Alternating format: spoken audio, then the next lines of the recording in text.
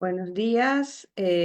Vamos a iniciar una clase más de este libro que se está transmitiendo. Bueno, este libro que se está tocando, que es La Guerra de los Huiracochas. Estamos en nuestra quinta clase. Son 9 sesiones y vamos a estar, pues, esta es la quinta, faltan todavía unos cuatro.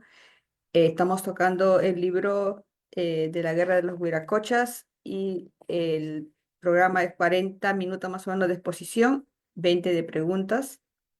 Invitarles también a que hay un aula virtual, se comparte junto al video que está en YouTube, que puedan ingresar ahí. El- Le damos pase al compañero Harry, que va a empezar a tocar el tema, agradeciéndole también por compartir su tiempo con nosotros y sus conocimientos.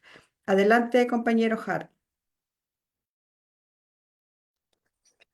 Gracias, Mávila, y gracias también a todos los compañeros que nos acompañan desde las distintas redes sociales, agrupados en los distintos colectivos, entre ellos, pues, el PEX Semillas del, del Saber. Estamos, como bien señalan Mávila, ya en la quinta sesión del libro La Guerra de los Viracochas, del doctor Juan José Vega, y hoy día inauguramos la segunda parte del libro. La primera ya tratamos em, en estas cinco ya sesiones, cuatro sesiones, sobre los huiracochas, es decir, los españoles que llegaron pues al Perú en este proceso pues de invasión. Y esta segunda parte ya tocaremos la resistencia misma encarnada en Manco Inca. Eh, para empezar, vamos a, a tocar algunos tópicos finales de la sesión pasada, que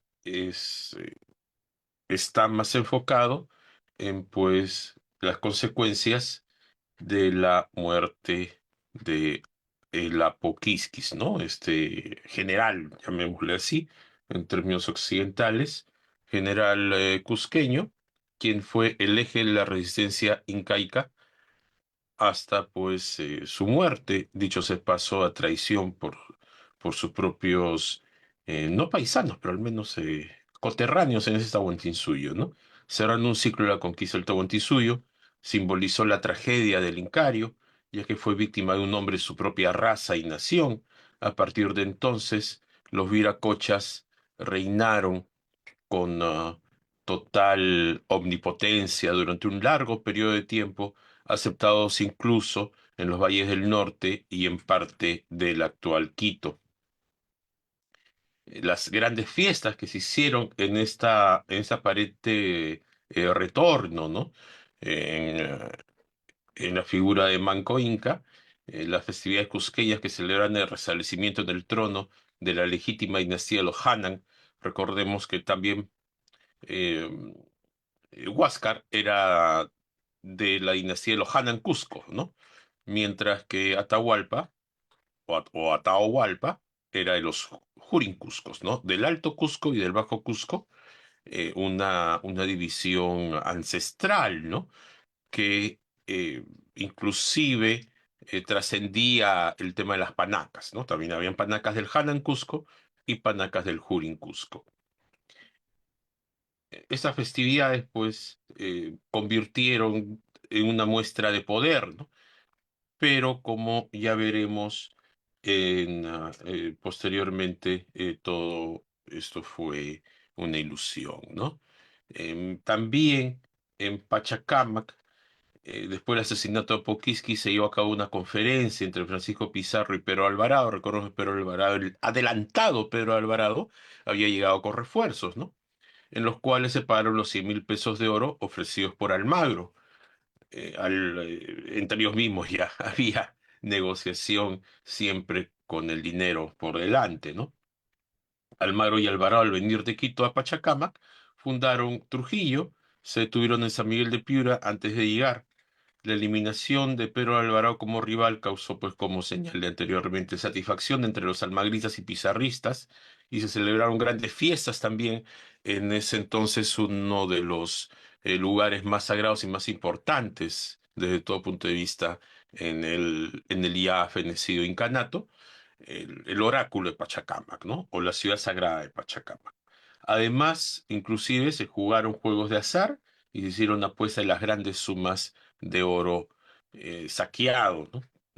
Producto de rescate de Atahualpa. Pero, como bien señala esta canción mexicana, ¿no? Maldición de Malinche, los dioses no comen ni gozan con lo robado, y cuando se dieron cuenta ya todo estaba acabado. Como Manco Inca y los orejones imperiales, es decir, la nobleza del Cusco, se dieron cuenta de la verdadera naturaleza de los conquistadores, ¿no? Esa es la gran pregunta, ¿no? Tras las celebraciones por el triunfo de los Hanan Cusco, disculpen, sí, de los Hanan Cusco, Manco Inca y los orejones imperiales comenzaron a darse cuenta lentamente de la verdadera naturaleza de los españoles. Una vez que estos se convirtieron en dueños de la situación, revelaron su verdadera intención. El trato amistoso, ¿no? Inclusive hasta servil en algunos casos, hacia los nobles incaicos desapareció y fue reemplazado con violaciones de sus mujeres, de sus ñustas, de sus collas, saqueos, robos, torturas, humillaciones y asesinatos.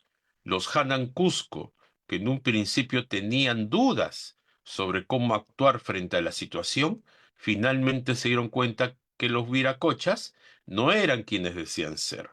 Manco Inca, por ejemplo, que era el Zapa Inca, ¿no? O el Inca títere, sufrió serios ultrajes y estuvo encadenado 2 veces antes de darse cuenta de su grave error. Imagínense ustedes si el último Zapa Inca en funciones, aunque no pues asumió oficialmente como fue Atahualpa, la escena de la captura, ¿no? Miles de sus allegados murieron, fueron asesinados porque se negaban a bajar las andas, ¿no? Se iban sucediendo uno tras otro. Al Zapa Inca no se le podía ni tocar, no se le podía ver a los ojos, y aquí Manco Inca terminaba encadenado. Entonces los Hanan Cuscos comenzaron a planear una rebelión para expulsar y matar a los castellanos, mientras que algunos Jurin Cuscos seguían siendo partidarios de los españoles justamente por esa rivalidad entre Hanan y Jurin, ¿no? En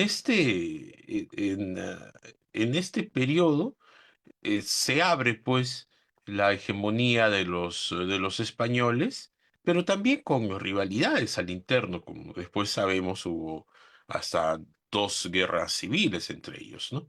En primer lugar, la fundación de Lima, ¿no? A pesar de los vejámenes a los Hanan Cusco, en la segunda mitad de 1534 y en 1535 se aceleró el proceso de hispanización del Tahuantinsuyo y con eso del mundo andino, ¿no? De los Andes centrales. Los españoles fortalecieron sus vínculos con las aristocracias locales, o sea, con los que no eran incas, los, eh, los tan conocidos curacas, ¿no? O señores, o caciques también, que es un término más caribeño, ¿no? Y se fundaron nuevos centros españoles, como la entonces denominada Ciudad de los Reyes, en el Valle de los Rímac, de los Rimay, ¿no? Del que habla. Esta medida postergó al Cusco y a los Andes y comenzó una de nuestras principales contradicciones, ¿no? El centro del poder se traslada a la costa, se traslada a Lima y ya no es el Cusco, no es Vilcashuamán u otras yactas importantes, ¿no? Aunque claro, ese proceso eh, fue secuencial, ¿no? Cusco siguió siendo eh, una de las principales ciudades del entonces ya naciente, luego fue virreinato, en este caso era Nueva Castilla y Nueva Toledo, pero ya se inició, este fue el momento fundacional, no solo de Lima, sino de nuestra herencia colonial hasta en la forma de organización, ¿no? La capital española se trasladó al litoral, evidentemente por temor a los orejones, a los nobles cusqueños, y también las inclemencias del clima. No estaban acostumbrados, pues, a vivir más allá de los 2000 metros, ¿no? Que creo que es lo máximo que se puede vivir en España y creo que hasta menos. Los españoles se aliaron con antiguas aristocracias locales que habían sido marginadas por los incas en su camino de conquista también del imperio, engañándolas o sobornándolas para que fueran su escudo en caso de una insurrección de Manco Inca, como veremos pasó, ¿no? Con la famosa eh, cacica Inés Ocuraca Inés Huaylas. Las rivalidades con los incas mantuvieron estos grupos en pasividad o los llevaron a apoyar pues a España, ¿no? Los que no eran cusqueños. La actitud de los Cuscos. Durante ese periodo los Cuscos tuvieron que enfrentarse a una situación desconcertante. Los españoles que hasta entonces habían sido vistos como los justicieros cambiaron de actitud una vez que se convirtieron en los dueños de la situación. Muchos nobles incaicos dudaron sobre su actuar, pero finalmente se dieron cuenta que los viracochas no eran, ¿no? Quienes decían ser, es decir, no eran dioses. Como se señalé anteriormente, los Jurin, que eran la otra parte de la dinastía, los del Bajo Cusco, los de Hanan eran los del Alto Cusco, esa es una división inclusive territorial, ¿no? Dentro de la antigua Yacta, seguían siendo partidarios españoles, mientras que otros como Villauma, que después, o Vilauma, que después vamos a ver su gran importancia, Cahuide, ¿no? Aunque era, Cahuide es su nombre vulgar, ¿no? Era un príncipe inca, Tizoc, otro, se convirtieron en líderes radicales de la tendencia hispánica. Y vemos cómo Cahuide luego cambia de bando, ¿no? Y muere heroicamente en Sacsayhuamán. Sin embargo, estos pocos aristócratas incaicos no estuvieron a la altura de las tradiciones del Cusco imperial y negaron a su raza a cambio de mercedes y privilegios, algo muy común inclusive hasta ahora, ¿no? Durante la conquista de América o la invasión de América, siempre surgieron fuertes rivalidades entre los conquistadores españoles. Recordemos que el primer virrey que llegó después, ¿no? Vasco Núñez de Vela, fue decapitado, ¿no? Por el hermano de Pizarro, de Gonzalo, ¿no? También recordemos que el que descubrió, entre comillas, ¿no? El Océano Pacífico, también fue asesinado, en fin, siempre hubo luchas fratricidas entre ellos. A pesar que el oro, los indios y la tierra eran los principales motivos de la conquista, estas ambiciones no eran suficientes para satisfacer a todos. La fama dorada del Perú, ¿no? En ese momento ya era llamado el Dorado, o esta frase vale un Perú, ¿no? Atraía gente de todas partes, pero al llegar se dan cuenta de que ya no habían tesoros que conquistar, ¿no? O ya no había territorios que repartirse.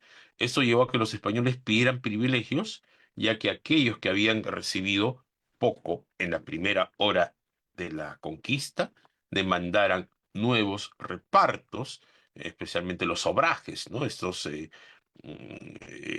Esta forma de dividir el territorio con mano de obra también de los runas en sus talleres y también en la tierra, ¿no? O incluso tramaran la liquidación de los conquistadores ricos. Aquí también estaba la contradicción, el antagonismo de clase, ¿no? Los españoles que llegaban después eh, querían oponerse a los nuevos nobles, ¿no? Que eran estos hidalgos que se repartieron inclusive las ciudades, ¿no? Recién fundadas.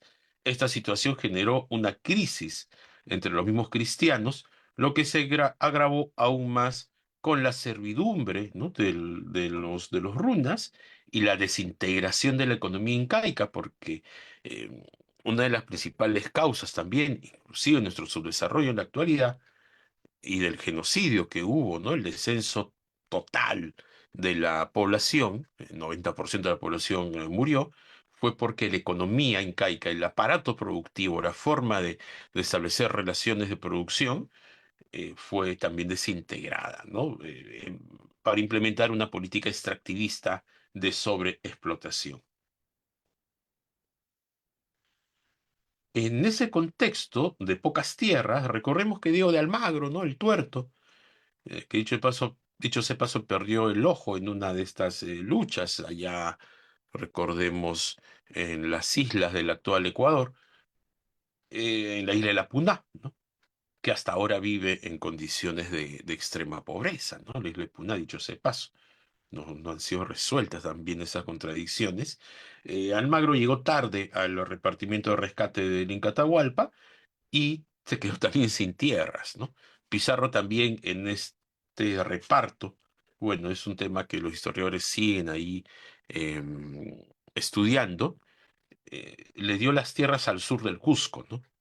Eh, Antes de conocer el Cusco, cosa, ¿no? Cosa curiosa.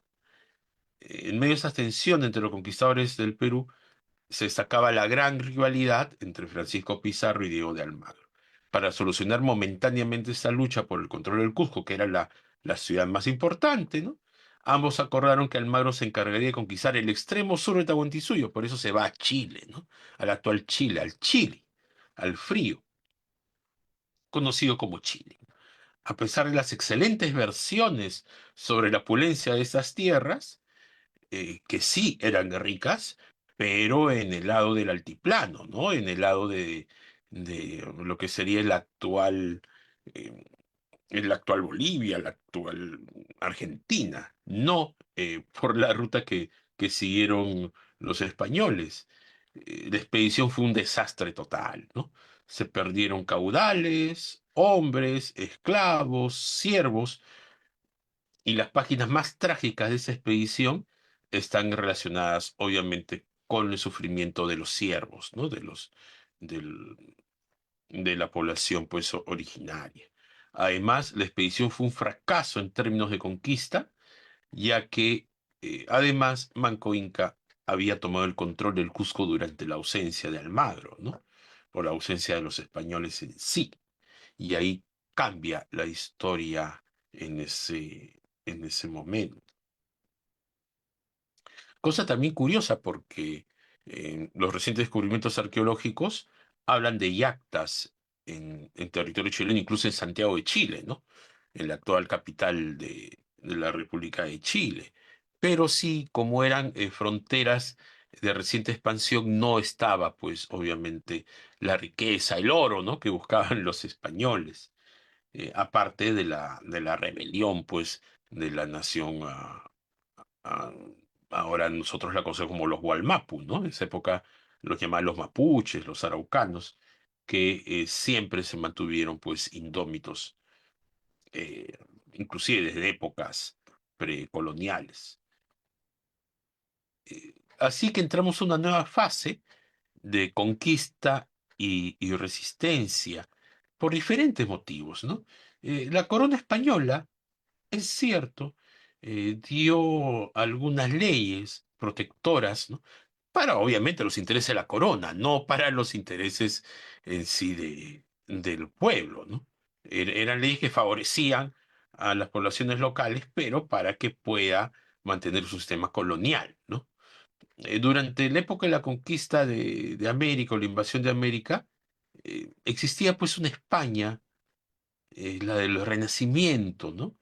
Que dio lugar al llamado Siglo de Oro, que bueno, estuvo basado económicamente en la explotación de Abya Yala, ¿no? Ahí aparecieron pues poetas como Garcilaso, el Garcilaso el español, ¿no? El Lazarillo de Tormes, estas novelas picarescas, ¿no? Pintores como Berruguete, también juristas, ¿no? Francisco de Vitoria, la universidad, bueno, que es antes, ¿no? La famosa Universidad de Salamanca, con el dicho, eh, este dicho conocido, lo que Natura no da, Salamanca no provee, ¿no? Victoria cuestionaba, por ejemplo, la potestad del Papa, ¿no? Y del emperador sobre el futuro de los pueblos americanos, cosa eh, que en ese momento pues era una blasfemia prácticamente, ¿no? A pesar de las tendencias protectoras de la corona, las leyes en teoría a favor pues de la población indígena originaria nunca fueron aceptadas por los españoles de acá, ¿no? Por los invasores, por los denominados conquistadores, quienes argumentaban que la conquista, porque recordemos, había un contrato privado, ¿no? Donde cada uno puso su capital, Pizarro, Almagro, el cura este de Luque, y el quinto real era para el rey, ¿no? Ellos pensaban con eso suficiente, ¿no? Entonces argumentaba que la conquista era una empresa privada y que el rey no tenía derecho a interferir en los asuntos de estas tierras. Por lo tanto, esas leyes eran ignoradas y las matanzas, las violencias, las violaciones, las torturas, el saqueo, eran ocultadas en la historia oficial. Aquí hay que reconocer que antes del Gran Manco Inca hubieron ya precursores en su levantamiento, muchos movimientos menores, ¿no? Eh, que tienen ese carácter precursor. De ellos, dos merecen ser rescatados, ¿no? El primero de ellos es de Tizoc, que recordemos antes apoyó a los españoles, ¿no? Un Jurin Cusco, eh, era un tío de Manco Inca y por lo tanto de linaje imperial. Este orejón ilustre se sublevó en los Andes, teniendo como eje las belicosas regiones de Tarma y la meseta del Bombón, ¿no? Al ser combatido por los castellanos, no tuvo más remedio que es perderse, así como tiempo después Juan Santos Atahualpa, en la selva, ¿no? En la espesura de la selva.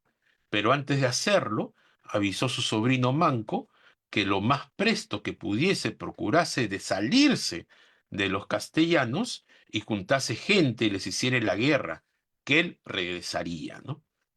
El otro caso tiene perfiles de una grandeza clásica que ahora que estoy revisando a Juan José Vega, es quizá el origen de las grandes rebeliones durante los 3 siglos de colonia y las grandes rebeliones también durante estos 2 siglos de republiqueta en el sur del Perú, ¿no? Tiene un antecedente en este levantamiento que fue fracasado por la división también, ¿no? Otro gran sino que nos persigue. Su final resultó tremendo. Varios de los jefes se suicidaron para no caer en la tortura o la muerte infame, es decir, el mutilamiento, el descuartizamiento o la hoguera, ¿no? Por último, un principal y de buena persona, nombrando muchas veces a Huayna Capa, ató en una cuerda a una mujer y 2 hijos, señala Juan José Vega, con 6 ovejas y 6 fardelas, y dando 2 o 3 vueltas al brazo, cerrando los ojos, se despeñó por aquellos grandes riscos, llevando de sí aquella compañía, ¿no? Así preferían suicidarse antes de caer en la mano de los españoles. Estos movimientos menores, este último movimiento más popular, ¿no? Más de proletario, bueno, es entonces, ¿no? El pueblo llano, podríamos decir, o los runas, eh, muestran la constante resistencia, ¿no? A Poquisquis, ¿no? Anteriormente, y el descontento de los pueblos andinos ante la conquista española y son considerados como precursores del levantamiento liderado por Manco Inca. Y eso también contradice la historia oficial que habla de los 300 años, ¿no? Que acá fue un paraíso prácticamente y que los hispanistas siempre mintiendo, ¿no? Descaradamente, y ahora ha aumentado lamentablemente como esporas, se han reproducido estos señores, obviamente financiados, ¿no? Tratan de contar una historia que nunca existió, ¿no? O de negarla, que es lo peor. Otro hecho importante, bueno, la visión fratricida que señalé anteriormente, es eh, también la resistencia andina, ¿no? Es el regreso de Vilauma, ¿no? Vilauma, que también apoyaba a los españoles, que se fue con Almagro, ¿no? Eh, Quizá también ya estaba planeando pues su rebelión Vilauma, eh, porque, a decir verdad, pues recorrer todo el desierto de Atacama y etcétera, fue terrible pues para los españoles. También está Felipillo ahí, recordemos. Vilauma marca un momento clave para el levantamiento de Manco Inca contra los abusos españoles. Vilauma era, y ahí también entra en los debates con Rostorovsky, pero bueno, no vamos a tocar ese tema, quizá en el futuro, el próximo año, con otros libros, ¿no? Comparar más libros sobre la organización de los incas. Hay grandes autores, Valdemar Espinosa, ¿no? La misma Rostorovsky, el fallecido, bueno, Rostorovsky ya falleció, Franklin Pease, eh, El Mundo Guillén, varios autores ahí muy importantes, ahora hay nuevos también. Ah, Vilauma era el sumo sacerdote, ¿no? Era en esta organización todavía que permanecía remanentes y tenía mucho poder. Había retornado de Chile, eh, había dejado allá a Almagro y a Paulo Inca, ¿no? Paulo Inca, que también pues era uno de estos incas títeres, el principal en ese momento, ¿no? Es más, cuando ya Manco Inca se revela, Paulo fue ungido como Zapa Inca, ¿no? Pero claro, era un Inca, como digo, títere, ¿no? Instrumento, quien tiene aún bajo su mano unos 20.000 hombres en esa expedición, ¿no? En Chile. Vilauma adelantó su decisión seguramente al contemplar los innumerables abusos cometidos por los españoles en el sur del Tahuantinsuyo, por caminos secretos. Debió llegar al Cusco, donde ya se lo acusaba de haber agitado el Collasuyo, ¿no? La región de los Collas. Manco Inca lo excusó hasta donde fue posible y finalmente fue a verlo. Entonces, Vilauma y otros representantes de la nobleza cusqueña manifestaron claros puntos de vista Manco Inca sobre la urgencia de una inmediata insurrección. El regreso de Vilauma marca un momento clave en la preparación del levantamiento liderado por Manco Inca, que se expandió por muchos años, ya que su presencia y apoyo son fundamentales para el éxito de la rebelión. Por eso la urgencia, pues, de esta insurrección, debido pues, al conocimiento de Vilauma, conocimiento de testigo, ¿no? De las innumerables, pues, atropellos y violaciones de los españoles. Pero también, ¿no? Eh, También hay que explicar que la derrota al final de los Cusco y con ello del mundo andino, de los cusqueños, también se remontaba a hechos anteriores, ¿no?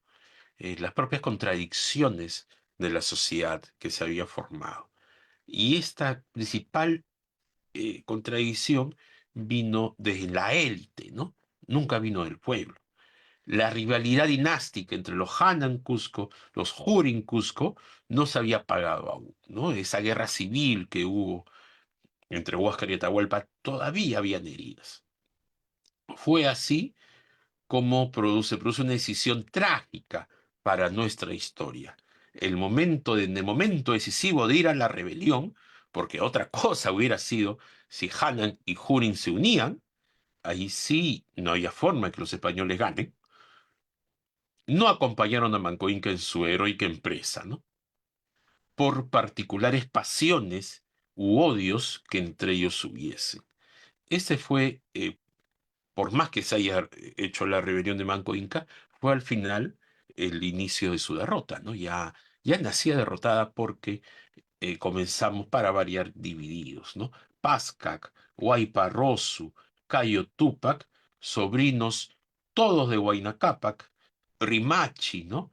Así como muchos denominados indios naturales del Cusco, o sea, cusqueños, pero que no eran de la nobleza. el ciego sentido de fidelidad a sus curacas, ¿no?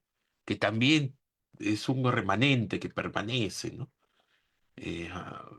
Por el cual también se pudo imponer luego los corregimientos y luego también en la época republicana las haciendas, ¿no?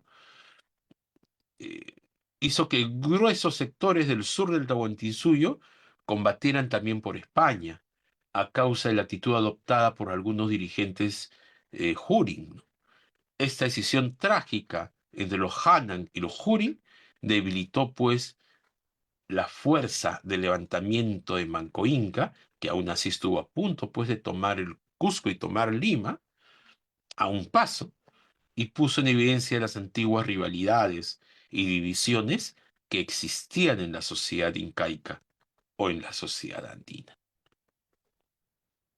Aún así, estalla pues la rebelión con el combate de Yucay, ¿no?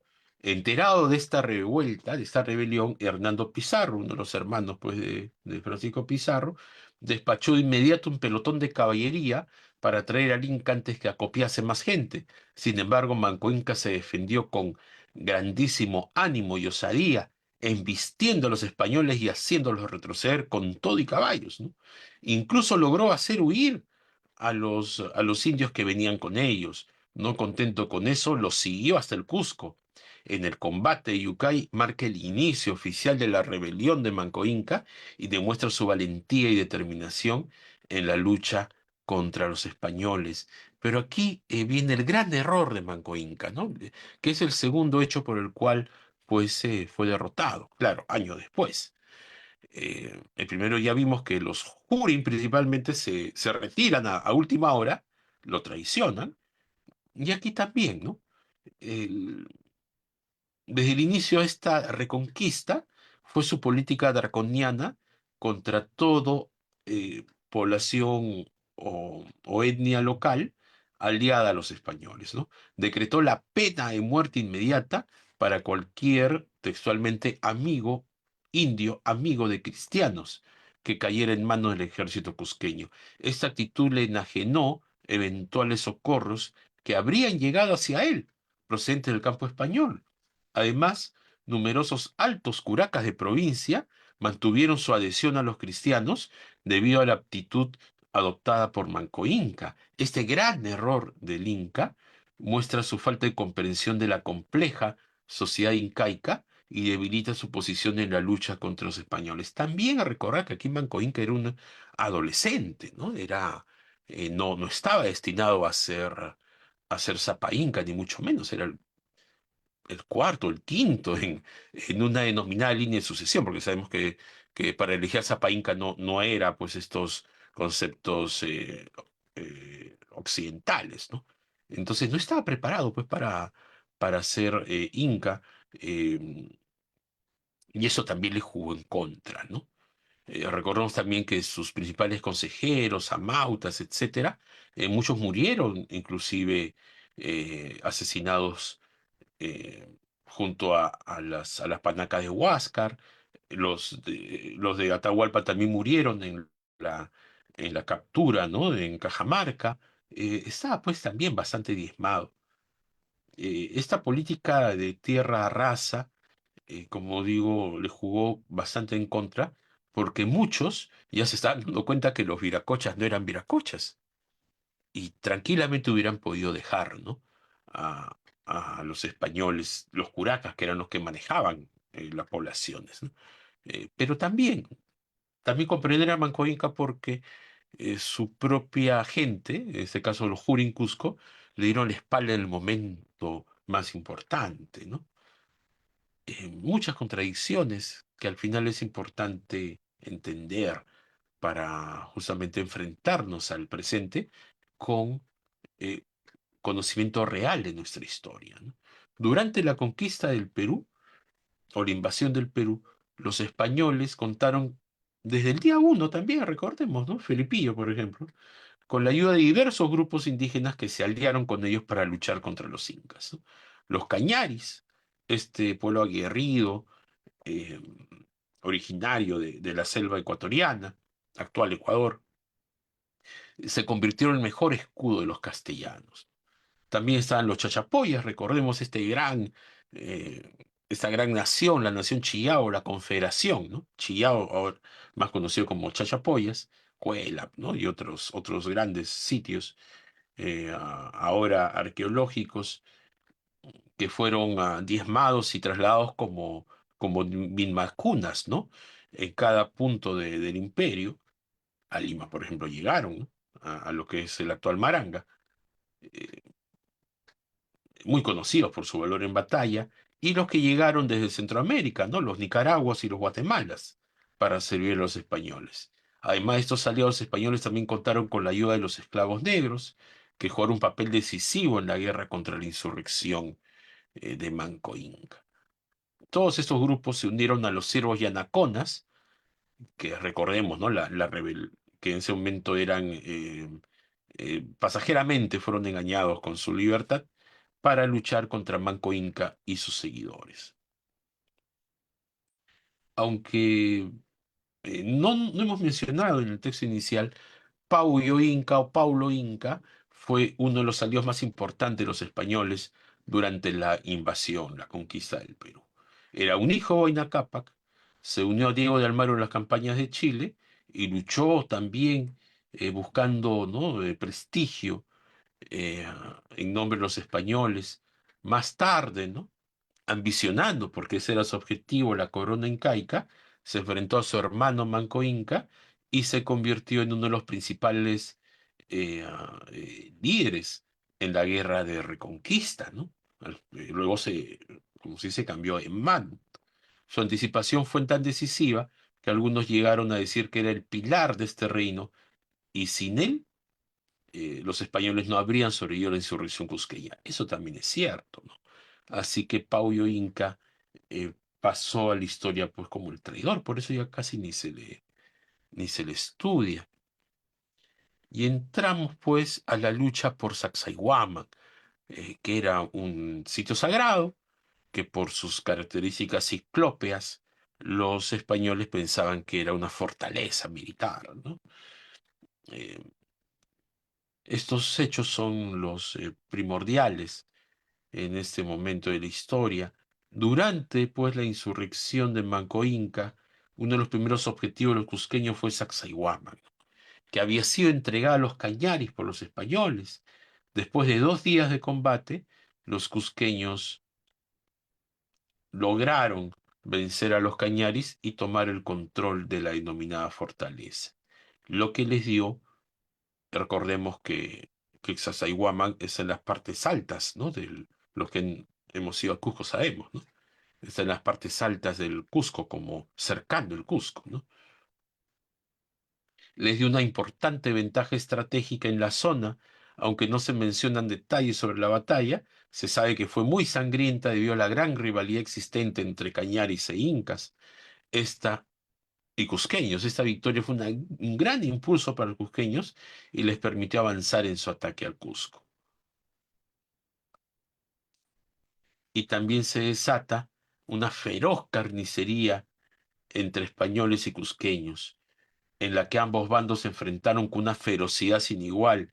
Los caudillos de ambos lados, con sus mejores galas, sus mejores ropajes, insignias, lideraron a sus guerreros en primera línea en una batalla que dejó atónitos a los europeos, a pesar de que las armas de madera de los cusqueños eran fácilmente destruidas por los aceros castellanos y las porras de piedra apenas hacían daño a las corazas de hierro de los españoles, los capitanes de Mancoinca continuaron avanzando sobre un suelo apenas manchado con la sangre de sus enemigos. La lucha no daba tregua y los prisioneros de ambos bandos eran inmediatamente descuartizados. La situación era tan grave que incluso los españoles comenzaron a temer por sus vidas y algunos incluso se escondieron entre las pilas de forraje, ¿no? Sin embargo, los cusqueños no se rendían y seguían luchando con determinación feroz, como fieras encarnizadas en su propia sangre. Y aquí muestra de la sapiencia militar, ¿no? Ya lograron, Manco Inca, las tropas Manco Inca lograron establecer una estrategia para detener a los caballos españoles, que en ese momento eran como tanques en la actualidad, ¿no? Ante la furia de los caballos españoles, los cusqueños idearon una estrategia para detenerlos. Conforme avanzaban, y algo muy similar, ¿no? Era muy similar a las mismas estrategias de los ejércitos imperiales, ¿no? En Europa de España, los famosos tercios, ¿no? Que tenían estas grandes lanzas. Estas lanzas eran justamente para detener las caballerías, ¿no? Ante las fuerzas españoles, de los caballeros españoles, que construían fosos con estacas y empantanaban el terreno para dificultar el avance de los jinetes. Ya era una estrategia de guerra, ¿no? Una vez en las calles de la ciudad, incendiaban todo a su paso y construían improvisados muros de piedra. Las carras de los jinetes cristianos eran lanzadas contra estas albarradas, y aunque los caballos las rompían con sus pechos, los cusqueños aprovechaban para herir y matar a los jinetes. Además, los indios aliados españoles también ayudaban en la defensa, lanzando sus hondazos de las cuadrillas. Esta estrategia demostró ser efectiva, ya que los españoles tuvieron que enfrentarse a una verdadera tortura para avanzar entre el humo, el ruido ensordecedor y el griterío de los cusqueños. Y es ahí, durante el cerco del Cusco, que la infantería española mostró una gran vacilación en la lucha. Eh, Visto, ¿no?, que estaban ya expuestos y vulnerable su principal arma, que era la caballería y luego después la artillería, los cronistas españoles que allí combatieron escribieron que los soldados de a pie eran considerados como gente y que su participación era mínima. No eran temidos, ¿no?, por las poblaciones locales, por los guerreros locales. Y según los relatos, tranquilamente un solo soldado de Manco Inca podía vencer a varios soldados españoles a pie. Es decir, en igualdad de condiciones, había una superioridad bélica por diversos motivos, ¿no? Eh, la experiencia en los terrenos locales, la aclimatación también, etcétera. Esta falta de valor y eficacia en la infantería española fue un factor decisivo en la lucha por el Cusco.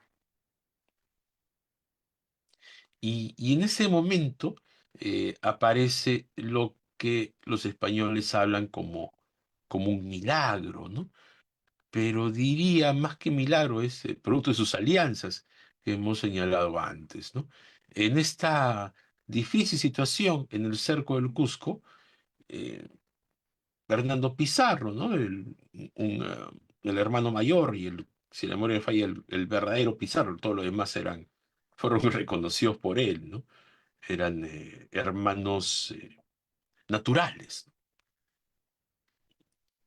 Se negó a rendirse, huir, juró sobre su hábito de Santiago que no iba a rendirse. A pesar de la presión de otros para retirarse, se mantuvo firme a esperar, pues, refuerzos, ¿no? Y ahí ocurre el denominado milagro, ¿no? Este hecho, considerado como milagro por los castellanos, y una rara magia, ¿no?, por parte de los cusqueños. A pesar de los numerosos ataques con flechas incendiarias, el templo que se había formado, ¿no? No se incendió, según algunos testigos, y eso también siempre entra, ¿no?, en el tema, por ejemplo, de la Virgen de Guadalupe, etcétera, ¿no? Juntar lo místico, ¿no?, con las escenas bélicas.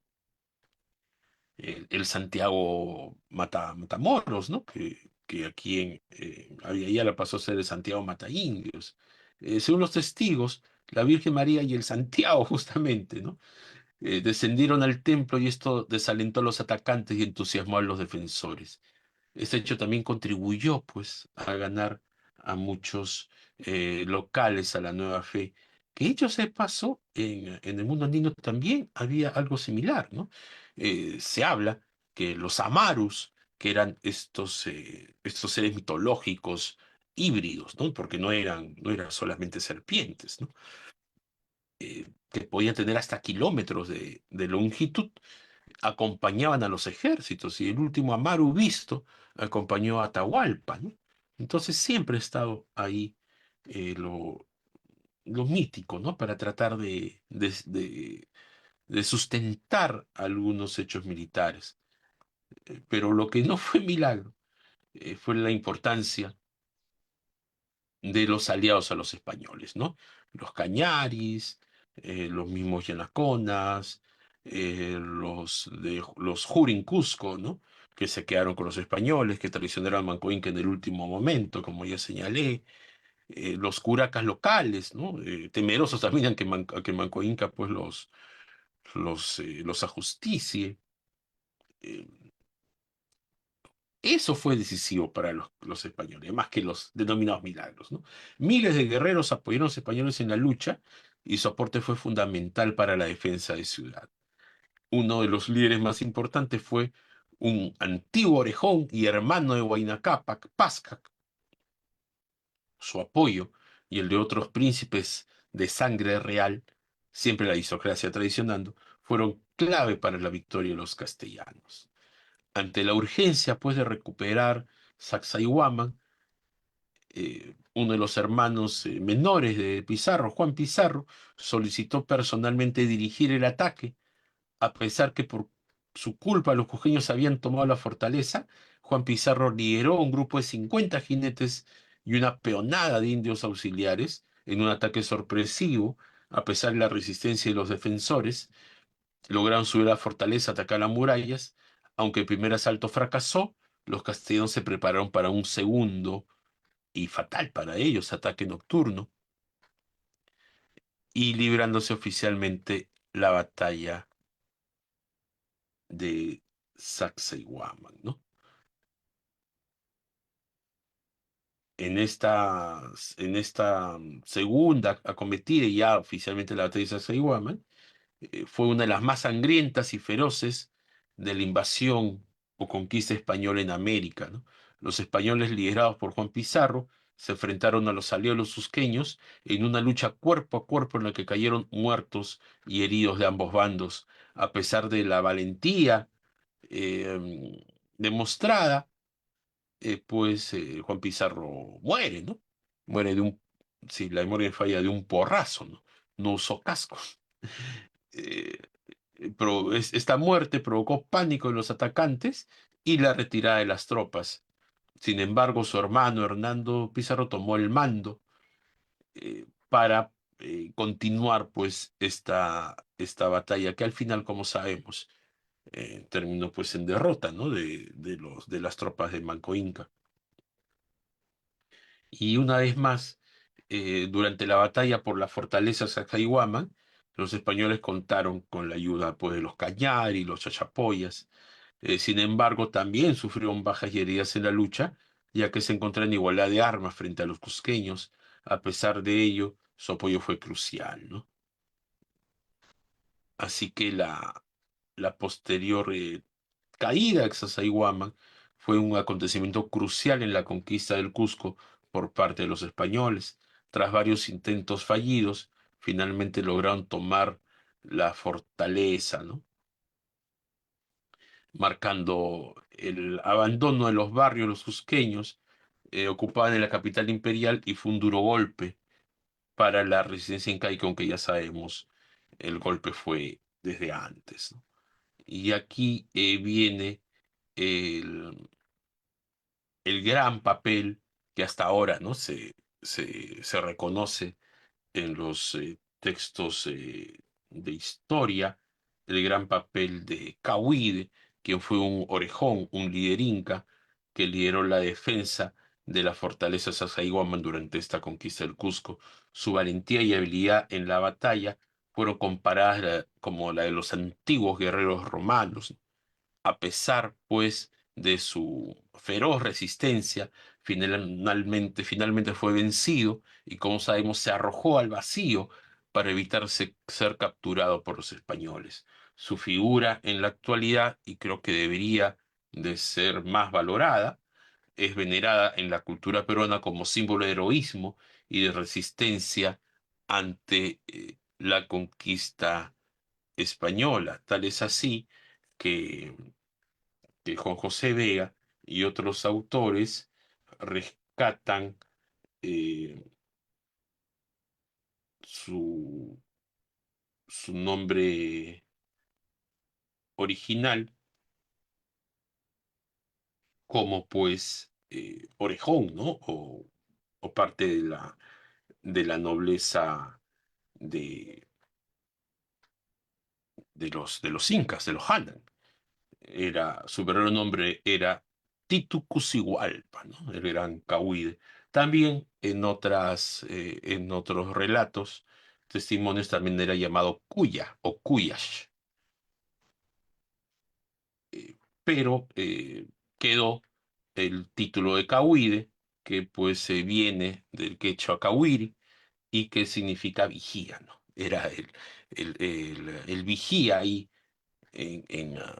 claro, quizá la traducción no es tan buena, en esta toma en esta resistencia de Sacsayhuamán, ¿no? Entonces, la toma de Sacsayhuamán puede responderse a muchos temas ya señalados, ¿no? La estrategia de asedio fue al uso y costumbre no solo europeo, sino también, si recordamos la historia del Perú, cuando Tupac Yupanqui toma el señorío Huarco en la costa central peruana, ¿no? Lo que es ahora Cerro Azul, que hay un importantísimo sitio inca, ¿no? Con estos muros de sillar mirando al mar, ¿no? También fue igual, ¿no? La estrategia de cortar suministros de alimentos y agua, debilitando pues su resistencia. Luego atacaron en varias ocasiones, pero no lograron tomar la fortaleza hasta que finalmente encontraron una grieta en sus defensas. Además contaron, como señalamos, con los cañaris y los chachas, quien les proporcionaron armas y apoyo en la batalla. A pesar de la toma de la fortaleza de Sacsayhuamán, la resistencia inca no se rindió. Se produjeron numerosos encuentros y escaramuzas en los alrededores del Cusco, en lo que los españoles siempre salieron victoriosos. El Inca, ¿no? Manco Inca, el líder de la resistencia, se refugió en Calca y continuó luchando contra los invasores. Sin embargo, la lealtad de los auxiliares indígenas a la causa cristiana, ¿no? Ya fueron convertidos al catolicismo, fue un factor clave, pues, en la derrota de la resistencia incaica. Además, también hay que señalar la experiencia que tenían estos aventureros, ¿no? Eh, Todos ellos habían, claro, no de un rango alto, pero se habían participado en numerosas batallas la batalla de Pavia, etcétera, en Europa, así que eso también les dio eh, una gran experiencia también el manejo de la tecnología, la pólvora, el acero, el caballo, ¿no? Eso también fue importante y, y al final, pues, con ayuda, como señalé, de, de todos estos aliados se llegaron a imponer durante la conquista, ¿no? O la desintegración del Imperio Inca. Los cusqueños no dudaron en desafiar a los españoles en combate, ¿no? Eso es una realidad, como hemos visto hoy día. Incluso hacían ademanes burlones y tocaban instrumentos para llamarlos a pelear en duelo, ¿no? Y en los duelos ganaban, pues, los incas, los orejones. Sin embargo, los españoles no aceptaban estos desafíos individuales y llamaban, pues, como es una práctica hasta ahora, ¿no? En en este orden todavía colonial, llamaban a sus aliados, ¿no? A sus aliados locales, quienes se enfrentaban a ellos en la batalla.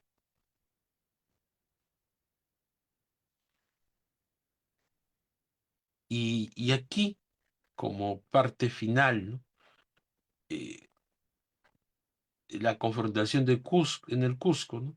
Hernando Pizarro eh, era, como decíamos, el único verdadero Pizarro, además, pues eran hijos no reconocidos, ¿no? Recién fueron reconocidos por él como hermano. Eh, pero también era pues bastante cruel, ¿no? Salió, por ejemplo, con una tropilla de jinetes para enfrentarse a los sitiadores que rodean el Cusco, a pesar de estar rodeado por sus enemigos, luchó hasta que llegó el refuerzo de su hermano, que después fue una figura importante en la historia, eh, Gonzalo Pizarro, ¿no? Que se rebeló contra la corona, eh, quiso ser un inca y terminó pues decapitado, decapitado y descuartizado, cuando llegó el pacificador Lagasca, pero bueno, esa es otra historia.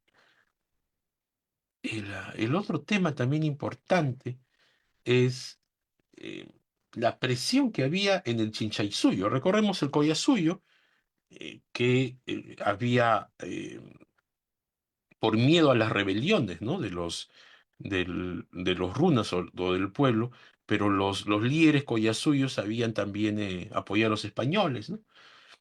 Recordemos que esa gran contradicción hizo que no existiera el apoyo total a Manco Inca, ¿no? El pueblo quería, ¿no?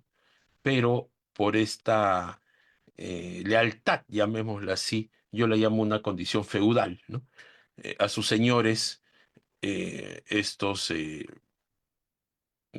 terminaron pues del lado español.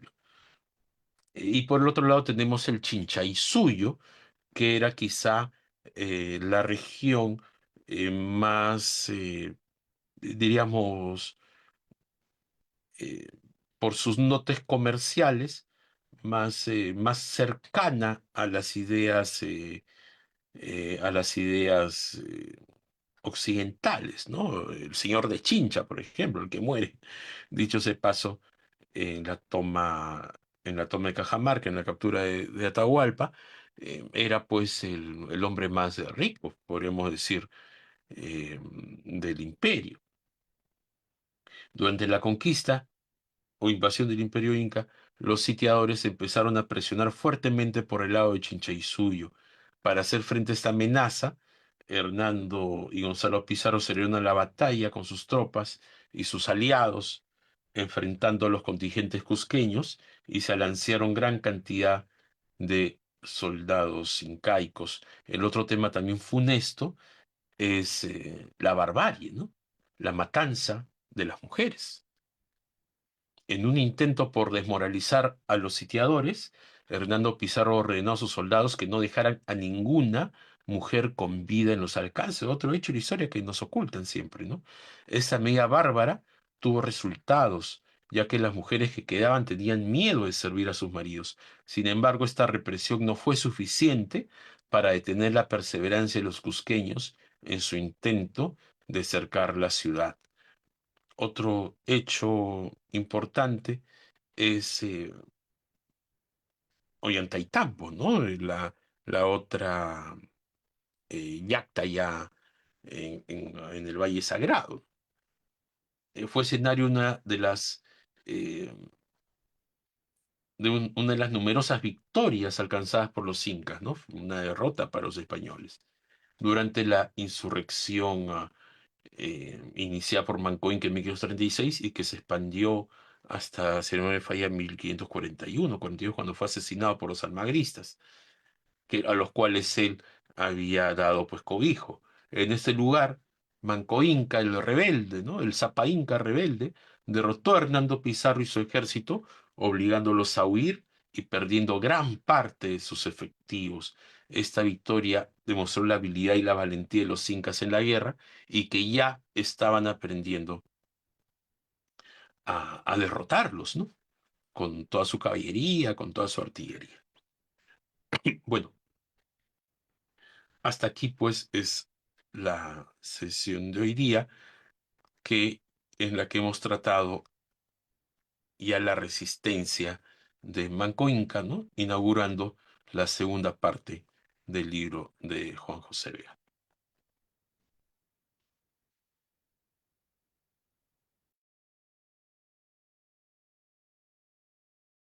Mm, Muchas gracias, Harry. Vamos a ver si ahí hay una pregunta, un comentario.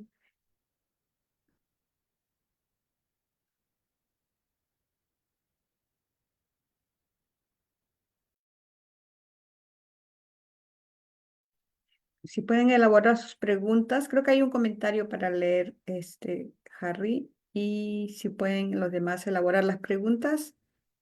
Em, una consulta, Harry. Dijiste de que, ahora que me puse a pensar, cuando dijiste que descubrieron que había el Océano Pacífico, porque ellos vinieron por el Atlántico, eso nunca se me pasó por la cabeza. ¿Cómo, Pues, cómo? Claro. Recordemos, Hernán Cortés llegó a las costas del Atlántico, ¿no? Entró a Veracruz, todo el Caribe. eh, Ellos demoraron en llegar al Pacífico, ¿no? En cruzar el continente.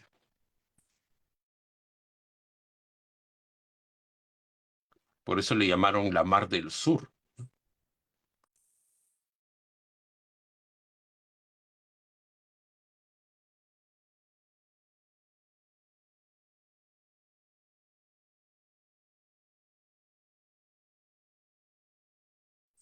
Sí, Mávila, no escucho.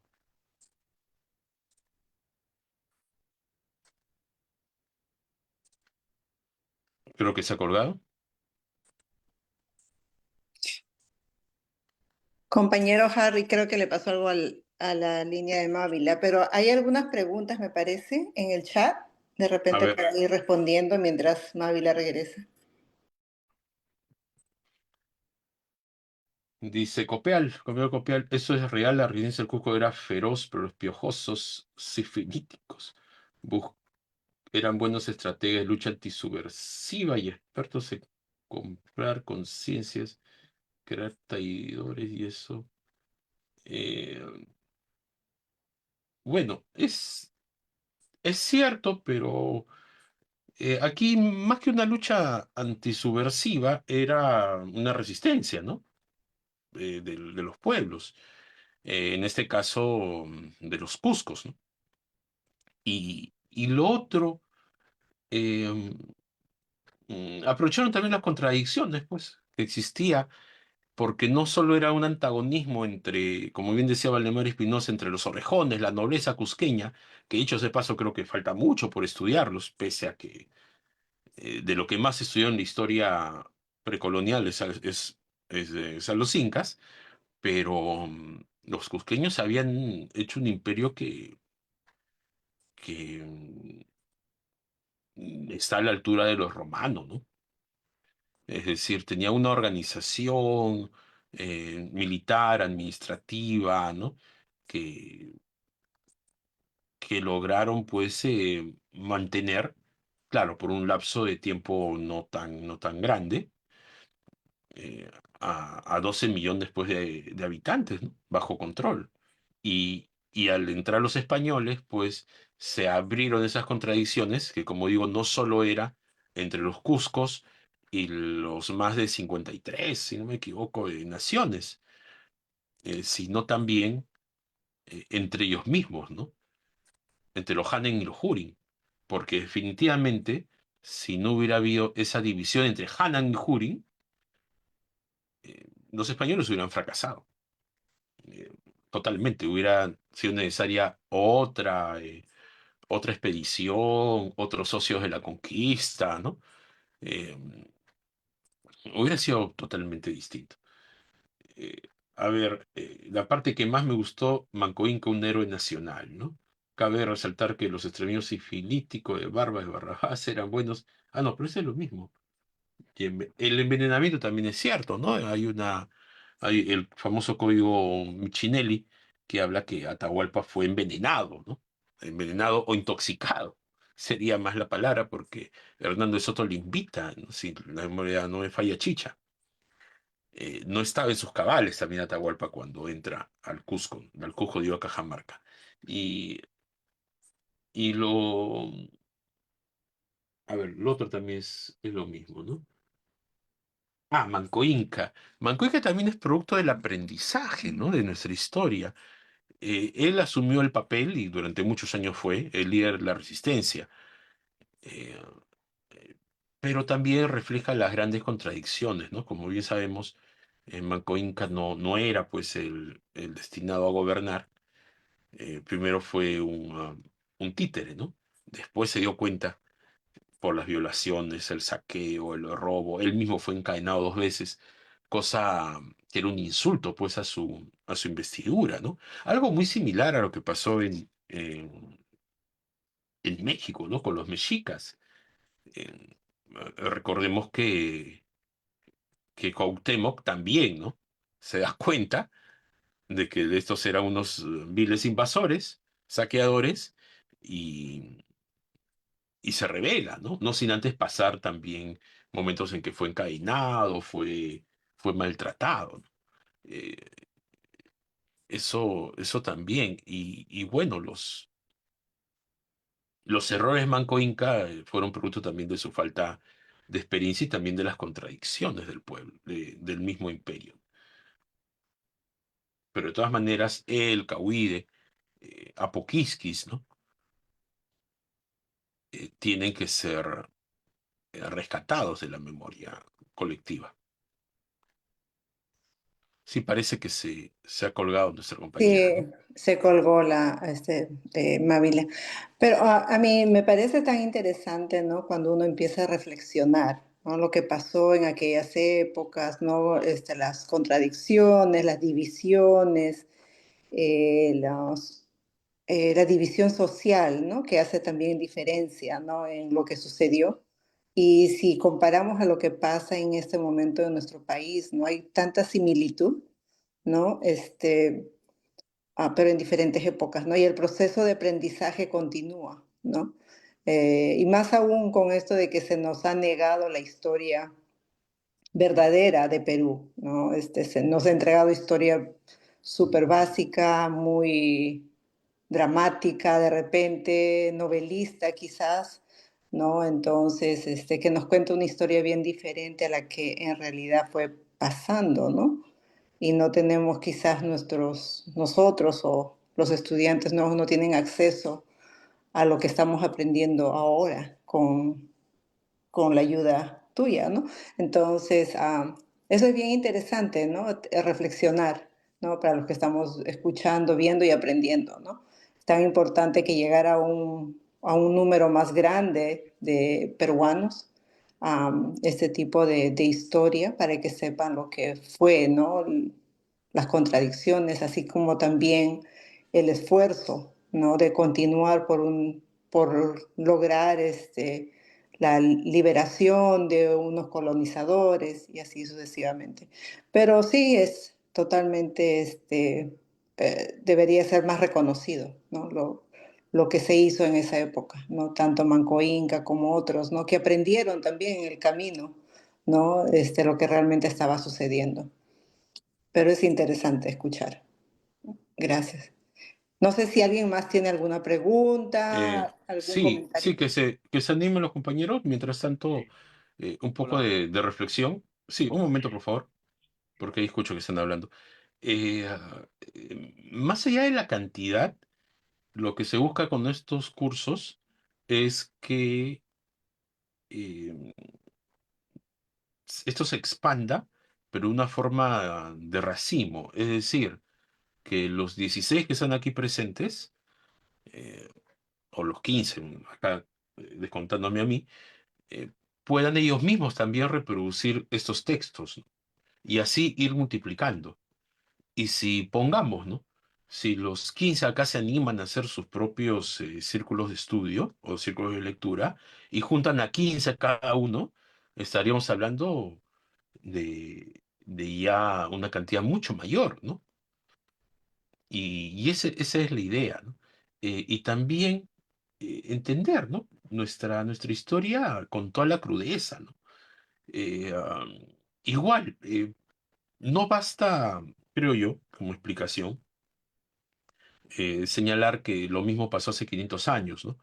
Es decir, nuestras contradicciones actuales, nuestras disputas internas, nuestra falta de unión, obviamente tiene un origen, ¿no? Y eso justamente por eso se estudia historia, lo que pasó hace 500 años. Por ejemplo, ya muerto Atahualpa, ¿no? Ya con Manco Inca tomando el poder. En el momento ya de la revuelta, de la rebelión, se le tiraron para atrás los Hurin, en el mismo momento ya de tomar las acciones, ¿no? Por eso fue debilitado. Pero en la actualidad tenemos que entender como nuestra división por nuestros errores, ¿no? Por nuestras contradicciones de ahora. Y nosotros, porque la historia felizmente la seguimos viviendo, tenemos la respuesta para superar esas contradicciones.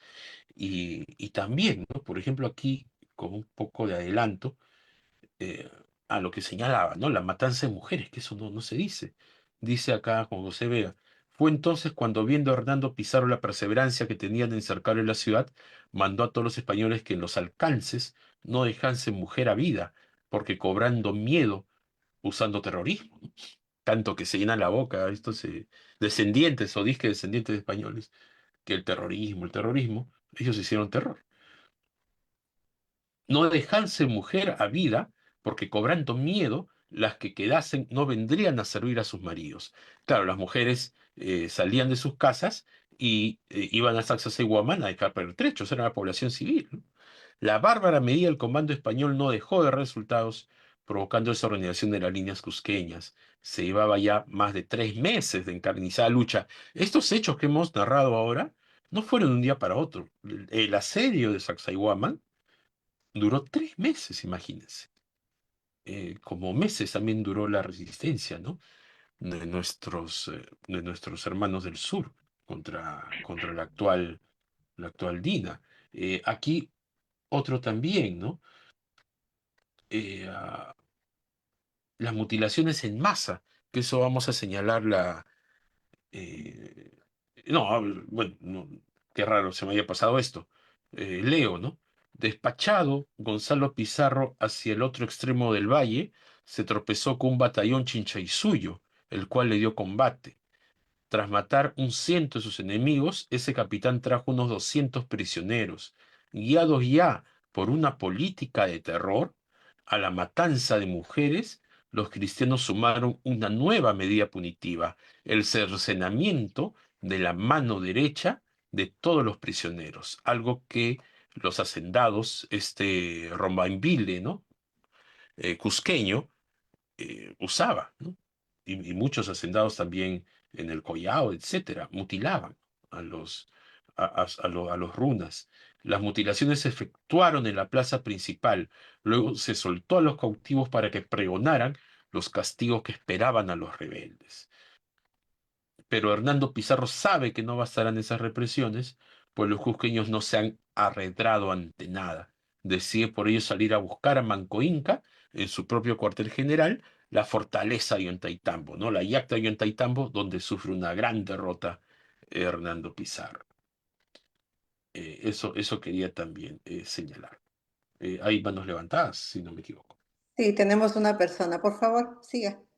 Hola, buenos días. Ante todo, buenas tardes aquí, otro lado del charco. Era para saludarles y desearles felices fiestas y muy bien, Harry y Sarro. Bueno, el apellido un poco que no vamos a entrar en tema, ¿no? Pero como buen historiador que estás impulsando, ¿no? Creando esa creativa iniciativa, incitando a rebuscar un poco y cuestionar un poco el por qué nos han ido engañando con la real historia del Perú. Sí, nos han metido que era una cultura legendaria, que eran muy visionarios, incluso hasta la parte esotérica, extraterrestre, y todo eso. Nos han vendido esa fantasía tan linda, pero nunca se dedicaron a hablar de cómo destruyeron esas culturas, cómo trataron de exterminar todo vestigio de resistencia. Cuando Claudia Sheinbaum le dice y le pide que este rey fascista pida al menos perdón, y se niega y pone un cartelón grande en el Palacio Oriente, que no tiene que pedir perdón a nadie, se lo ha puesto, obviamente. Pero bueno, hay muchos partidos políticos de España que han hecho eco y denunciando a él, porque reconocen que se exterminó a la cultura de nuestro país. Claudia Sheinbaum dice y manifiesta un pasaje de lo que ya acabamos de ver del relato. Empezaban a diezmar lo que está pasando ahora mismo en Palestina, a diezmar a madre y a hijos, a matarlos. O sea, era exterminar ya toda esa gente que emergía de la lucha, de que hay resistencia, proponían resistencia, eso para poder meter miedo, empezaban por él. Esos relatos, por cierto, México al menos tiene un legado al menos de su historia que no la manipulan, pero en nuestro país, rebuscar un poco a Cetello, a Basadre, nunca escucharás por agua tibia de que estos extremeños no eran tan malos, pero cuando empiezas a rebuscar el relato, si había resistencia, pues no creemos que llegaron y que tan fácilmente se han ido llevando nuestras riquezas con facilidad, ¿no? Aquí ha habido una matanza, un genocidio, donde se han vulnerado todos los derechos. Aquí no han venido a colonizar ni conquistar, aquí han venido a saquear y a matar. Por eso cuando yo quisiera pasarle parte de biografías y parte de relatos al compañero a Harry Pizarro, pues nosotros estamos en un grupo, un colectivo que se llama Descolonización. Y los 12 de octubre nos manifestamos contra ello. No estamos como estos felpudos fujimoristas que van desfilando con su... Es bien, de verdad que el variopinto de las danzas típicas del Perú es lindo verlo, ¿no? La marinera, pero esos son danzas coloniales también, ¿eh? El guainito, cosas de estas que parece ser bonito, el danza de las tijeras cuando desfilan por Museo del Prado, por Paseo del Prado, toda la gente ahí bonito, aplaudiendo. Pero esa es la hipocresía. Es bien, no somos tampoco un poco eh, anticulturales, ¿no? De toda esta cuestión, de esta mística, pero en el trasfondo, fíjate la hipocresía del 12 de octubre. Ponen un cartelazo grande que no tenemos que pedir perdón. Y luego los felpudos del fujimorismo desfilan por todo el Paseo del Prado con sus danzas y todo. Claro, lo patrocina el consulado peruano. Ahí están los 30 millones de soles que destinó Dina Boluarte para limpiar una imagen de Perú, ¿no? Con los futboleros, los futbolistas que llenan todas las plazas, esto de la torcida peruana, de arriba Perú, la camiseta de Perú, el ceviche, lo hemos saltado, pero es triste cuando empezamos a escuchar nuestra historia. Está pasando como acá en la Guerra Civil Española. Acá se han cometido atrocidades. O sea, ya los peninsulares ya eran genocidas, ya incluso con pasado ya la trayectoria de la conquista y la colonia, no lo han seguido aplicando acá en España en pleno siglo XX. Entonces, cuando dicen esta gente, deja a los abuelos tranquilos, que ya pasó, pasemos, borremos páginas, ¿qué coño que ha pasado? Borremos páginas si todavía hay fosas comunes de tantos luchadores aquí en la guerra civil, familias enteras que han perdido terrenos, por eso que en cada pueblo de España existe un cacique, digamos en otras palabras, un soplón, que tiene fincas, tierras. ¿Cómo es posible que tenga, acá mismo en Madrid, que tengan cuadras, calles enteras que son propietarios? Esos han sido militares soplones que se han ido adueñando de todos los luchadores de la guerra civil. El mismo sistema que ha pasado. Cuando cuenta el compañero la historia del Perú, cómo han ido diezmando, por supuesto que estos han sido muy estrategias en la lucha antisubversiva o la lucha antirresistencia en aquel entonces, porque la palabra subversivo ya desencaja en el hecho histórico. Eran buenos estrategas y lo saben cómo aquí mismo, cuando destruyen a ETA, o supuestamente también se meten, se infiltran. Y esa misma lucha, pues, hay que recordar que en El Salvador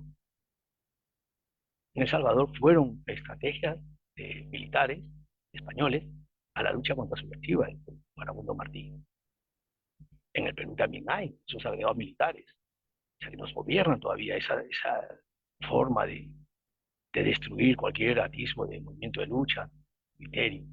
Y agradecemos hoy una compañera, una artista, no sé de qué país, en la Plaza Callao, sale con su camiseta y pone por los 25 muertos del Perú.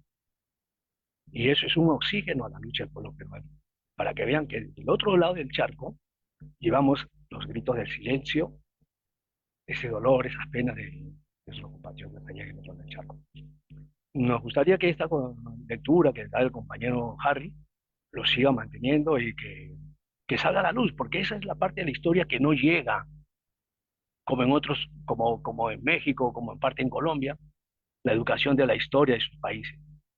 Y se sepa la realidad. Que no nos cuenten de que el Inca, que el oro, que Atahualpa fue tan imbécil, señaló hasta aquí te doy de oro y me sueltas, y que Machu Picchu lo encontró una gringa y que ahora es propiedad gringa de gestión italiana, de gestión chilena, pero que el Perú no recibe ni un peso de beneficio de ese gran cúmulo de turistas que pasan por Machu Picchu.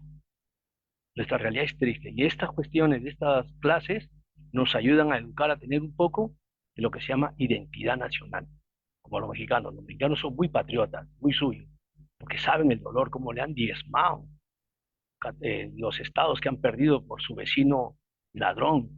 Y antes, los españoles en Sí, Perú llegaron, sí, Ricardo, sí, más o menos vamos a poner como 2 minutos, 3 minutos para sí, sí, no... ya Sí, acababa. porfa. Simplemente que le iba a decir que Sí. nosotros, desde que llegaron los colonizadores españoles, pasaron a ingleses y ahora son gringos. O sea que esa trayectoria la tenemos y habría que el compañero Harry continúe con esa divulgación de la historia del Perú, que eso nos ayuda y nos nutre y nos abre a abrir conciencia de cuánta desgracia hay en nuestro país. Era todo. Sí, gracias, Ricardo. Sí, para no salirnos del tema, tratemos de hacerlo como más preciso.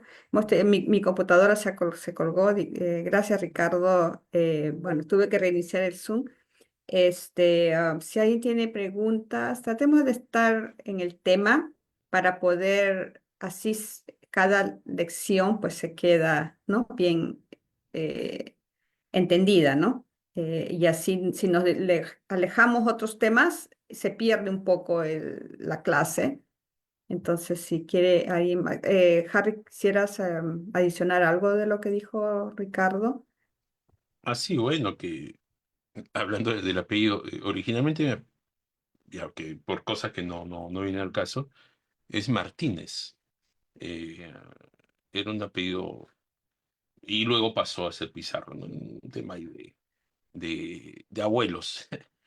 El, ah, es más, mira, mi abuelo firmaba como Martínez M. Bueno, Martínez de Pizarro, pero ese es otro tema. Dicho ese paso, no tiene nada que ver, ¿no? Hay muchos quispes, muchos, qué sé yo, que se creen más hispanistas o son defensores del antiguo régimen, ¿no? Y hay otros con apellidos inclusive extranjeros, pero que son más peruanos que el ceviche, ¿no? Es o que Tokush, ¿no? Eso creo que, como siempre digo, hay que ver la realidad actual, ¿no? En cuanto al otro, yo sigo insistiendo de que estas clases no es solo la difusión del libro, sino también es el análisis en base, porque hasta las crónicas más noveladas, si uno lo interpreta bien con un método, ¿no? Histórico, puede establecer esas contradicciones o esas realidades que inclusive el cronista o el historiador de la época o qué sé yo, sea pues toledano, pretoledano, sea también de la resistencia, ¿no? O sean cusqueños, o sean de otras partes, eh, no hubieran tenido la intención, ¿no? Pero la cuentan. Entonces, esa es labor de los que nos dedicamos a esto, es traducir, ¿no? Es masticarlo, es ayudar a reflexionar justamente estas grandes contradicciones que hasta ahora nos persiguen y también buscar solución. Igual agradezco, por ejemplo, y salvo lo que se señala de estos grupos anticoloniales, que creo que es importantísimo, como bien señalamos también la semana pasada en otro grupo, donde leemos los textos de Mariátegui. eh, Mariátegui señala algo muy importante y que creo que sería bueno rescatarlo a raíz de Manco Inca, ¿no? El, el nacionalismo en Europa es reaccionario principalmente, ¿no? ¿Quiénes son los que hablan de una sola España? Los fascistas, ¿no? Los de Vox, ¿no? Los franquistas. ¿Quiénes hablan de una sola Italia? Meloni, esta señora, ¿no? Que más parece Mussolini, ¿no? ¿Quiénes hablan de una sola Alemania? Bueno, ya sabemos quiénes, ¿no? Hablaban de esto y los millones de muertos que provocaron. En cambio, en nuestra región, en Indoamérica, Latinoamérica, el Abya Yala, como se le quiera llamar, el nacionalismo es una forma de liberación, ¿no? Es de unirnos para luchar. Esa es la gran diferencia, ¿no? Por eso el nacionalismo, el anticolonialismo van de la mano y tiene que ir de la mano también con una conciencia de clase. Estos relatos, como bien señalaba acá con el compañero que me precedió, las realidades, ¿no? Que hasta en la misma España pasan, que eh, los caciques, ¿no? O los señores, lo que cuidan son sus intereses y mantener a la población armada. Eso también pasa acá, ¿no? Con estos congresistas, ¿no? O con los señores que temen perder sus privilegios. Y pasó también aquí la guerra que inicia Manco Inca. Si los señores, ¿no? De las distintas partes del imperio se hubieran aliado al Inca, otra cosa hubiera sido nuestra historia, ¿no? Es un tema de clase también. Y también el error de Manco Inca que tuvo al mandar matar de forma más dolorosa posible a todo aquel que haya colaborado con los españoles. Porque también, ¿no? El arrepentimiento o la toma de conciencia es de un momento a otro, ¿no? Yo creo que, muy de acuerdo con José Vega, que ese fue un error, ¿no? Por parte de él. Porque en todo caso, él también es culpable, ¿no? Recordemos que quien les abrió las puertas a, al Cusco, a los españoles, enfrentándose al gran Apuquisquis, fue él, ¿no? Así que bueno, nadie está libre de esos actos, más aún en épocas tan trágicas como vemos fue estos periodos de nuestra historia. Eh, la- por eso siempre hay que ver estos textos como una lucha pues anticolonial, ¿no? Eh, Viendo que el colonialismo es una extensión pues del capitalismo, el ahora capitalismo, en esa época no era todavía el capitalismo, buscando nuevos mercados, nuevos recursos, buscando más explotación económica, y que esos momentos de coloniales deben ser vistos como parte de una lucha más amplia, ¿no? Que es lo que nos falta. O sea, si queremos eh, dejar de estar divididos, cada uno por su lado, debemos de tender puentes, pero esos puentes tienen que ser vistos con un horizonte más amplio. En este caso, una lucha contra el imperialismo, ¿no? Una lucha contra el el capitalismo, una lucha que busque una revolución, ¿no? Una revolución para acabar, pues, con esta forma de explotación y esta opresión del hombre por el hombre. Eh, Liberarnos, pues, es un proceso largo, porque no es solo liberarnos de forma económica. Aquí se sentaron las bases de la explotación extractivista hasta ahora, ¿no? Sino también la dominación cultural, la dominación filosófica, ¿no? Ahora el individualismo es lo que manda, ¿no? O valer solo como si fuéramos otros mercancías. Entonces, esto, esto es importante tomarlo en ese sentido. Y quisiera, quizá ya a modo de culminación, esta última lectura de que por temas de resumen no pude hacerlo, que dice justamente, después de la derrota de Sacsayhuamán viene la victoria de Ollantaytambo, ¿no? Con este Hernando Pizarro derrotado por Manco Inca, eh, luego de matar mujeres, luego de mutilar, eh, hombres, ¿no? Eh, Cortarles la mano derecha, ¿no? Una práctica que la siguieron haciendo hasta la época de las haciendas y también en los 80s, ¿no? En el Perú. Era una práctica bastante común. Y aquí dice lo siguiente, ¿no? La famosa fortaleza de Ollantaytambo fue escenario de uno de los numerosos triunfos alcanzados por las armas incaicas sobre las huestes españolas durante el transcurso de la insurrección, liderada por Manco Inca en 1536, años bastante recientes, ¿no? Desde la muerte de Atahualpa. Venció allí el monarca rebelde a uno de sus más notables hombres de guerra de su tiempo, Hernando Pizarro, obligándolo a precipitada fuga tras hacerle perder gruesa parte de sus efectivos en aquel ciclopio escenario. La infantería ligera cusqueña, bien atrincherada, derrotó a la caballería hispánica, disculpen, a pesar de actuar esta con respaldo de los peones castellanos y numerosísimos auxiliares indígenas. La flor y crema de España en el Perú se batió en retirada ante el empuje del ejército incaico. La expedición sobre Ollantaytambo se decide en el Cusco, en circunstancias difíciles para los españoles, sitiados desde meses atrás, aunque roto el cerco de la ciudad tras feroz lucha, no han logrado perforar las líneas incaicas que rodean la comarca. Casi a diario se producen combates, a veces duelos singulares, ¿no? Como en la época medieval, aquí también habían duelos.